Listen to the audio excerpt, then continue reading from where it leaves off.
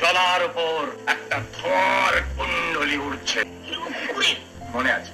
ঘেউ কুকুরের বিকট ঘেউ ঘেউ শব্দ।